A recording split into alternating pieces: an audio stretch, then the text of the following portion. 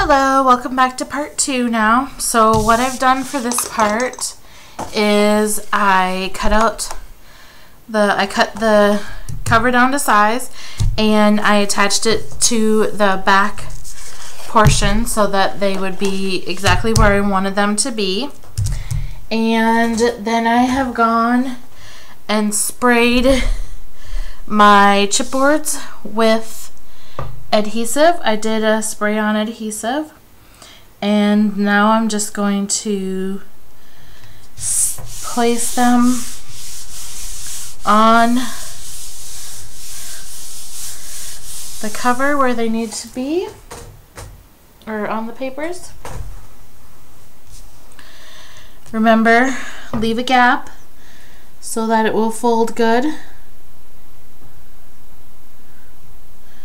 I always, I try to live by the rule. I make my gap what I think it should be, and then I move it over just a hair, because I tend to make my gaps a little bit smaller than they need to be usually. So I try to learn from my own mistakes and just slide it over a hair after I use my judgment and put it where I want it. Then I move it over.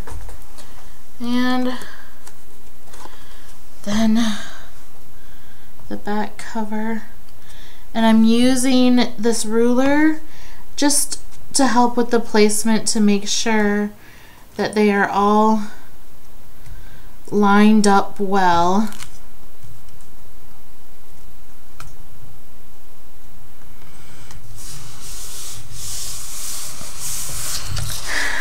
Okay, then I'm gonna turn it over and I'm going to apply firm pressure to help make that adhesive that I used stick. The spray adhesive is not the best. It's just generally pretty easy to work with. It takes a lot less time, and it makes it stick better than just tape where only part of it is, and there's no moisture, so it doesn't warp the paper like a liquid glue does. So I kind of like it for a cover. Then I'm just going to kind of work the paper around my edges. I don't want anything to break, so I'm sort of working it slowly. This is going to be an important album. It's going to be a gift. So I want to make sure that I do my best work. A lot of times I find that I'm less picky. I want it to look homemade, so I don't really care if there's errors in it. But for something that I want to be a gift, an heirloom piece, a passed down piece, then I try to spend a little more time and make everything work a little bit better. A lot of times if I mess up, if the paper rips or something, I just use it as a learning opportunity and, you know, a creative opportunity, and make it a little bit different than what I intended.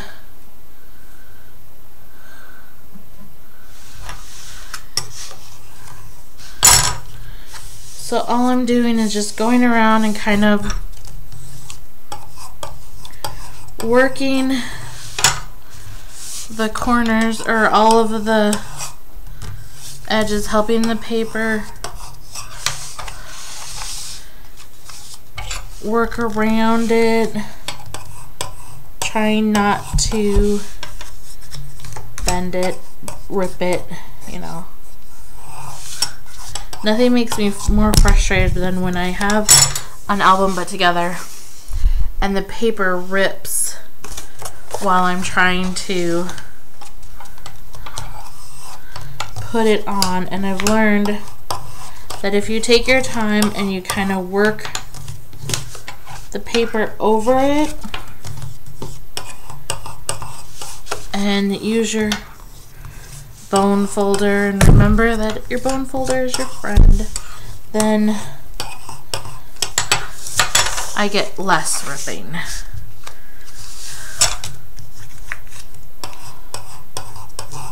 I like a nice squared off edge to my papers, or to my edges, so I kind of work with them a little bit. So all I'm going to do now is trim off my corners here a little bit. Okay.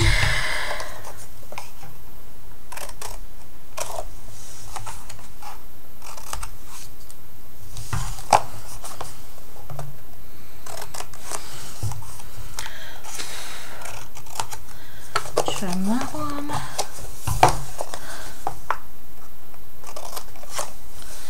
And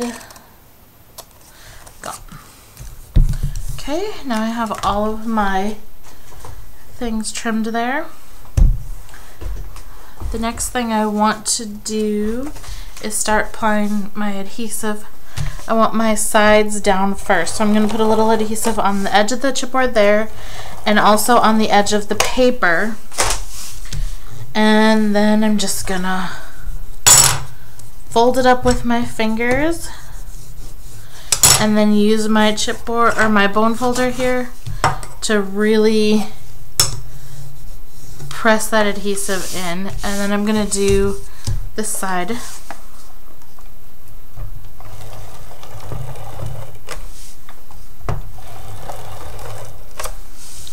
Okay.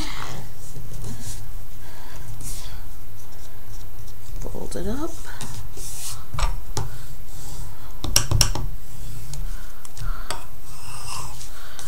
Okay. Just fold those in.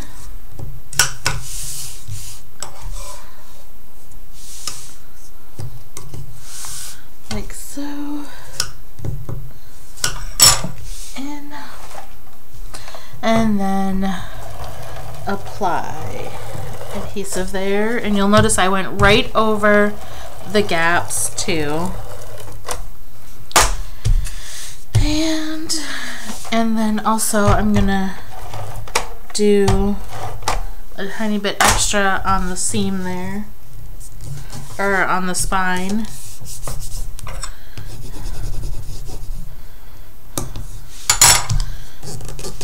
Because that's what gets the most work of the album. So I want to make sure that my papers are down there really well. Okay. There. There.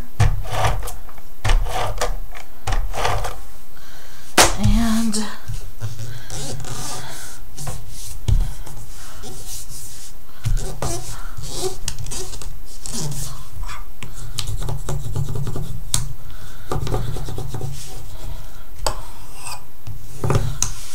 okay, then I'm just going to stand it up and run my bone folder along the edge of there. Just help square out my edges.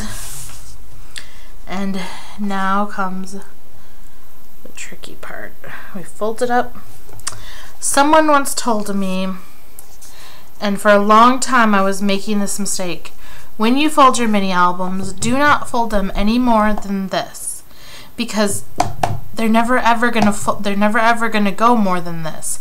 If you try to work them like that, where they go flat, like, you know, you try to flatten them, that's how you will rip your paper. If you just do them like this, that's all they're ever gonna be folded in your book. When it's a book, that's all they're ever gonna be folded. They're never gonna have to go flat like that, you will rip your pages. And for a long time, that's what I was doing, and that's how I was ripping my pages. Now I don't do that anymore, and I don't rip my pages. Okay, now comes the little bit harder part. So what I want to do is I'm going to get this, okay, and because if you have an anywhere hole punch, you don't have to do this step. You can just punch your holes, you know, how you would normally do it.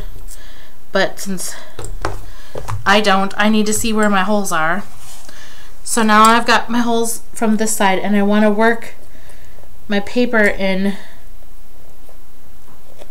I'm just gonna expand my hole gradually, working my paper inward. And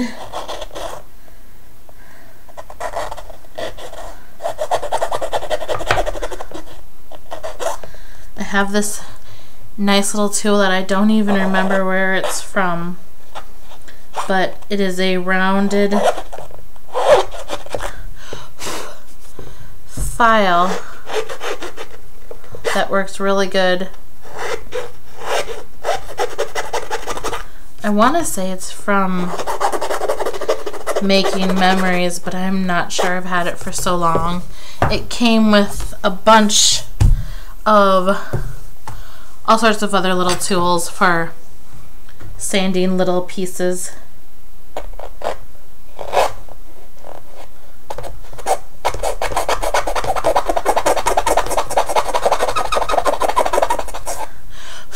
If you don't have one of these, what I used to do before I had a rounded one was I would work the hole with a pencil, make the hole, you know, make the paper the size that you need it to be with a pencil or a pen or whatever you have that's thin, and then sand it as best you can.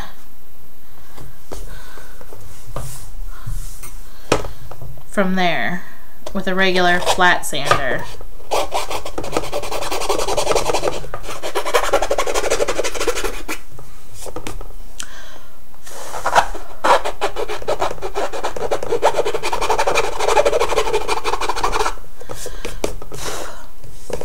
Makes for a nice hole there. And if you're going to use eyelets, which I'm not because I can't set them, if you're going to use eyelets, then you don't have to do this sanding part, because then it doesn't matter, because the eyelet will cover your paper. So there we have that then. Now we have our holes, and now we can try to stick in our rings. I try to stick mine in with the bad looking part on the outside. Okay, and really all you have to do is do a little bit of maneuvering to get them in there, and they will go in. And what you want is for the larger part of the ring to be on the inside and the lesser part to be on the outside. See how more of it is on the inside than on the outside? Okay, so now we have the base of our mini album, and I think it's looking pretty good here. Put those away. And so this is a good stopping point. Let's break here and come back, and we'll cover the inside. Okay.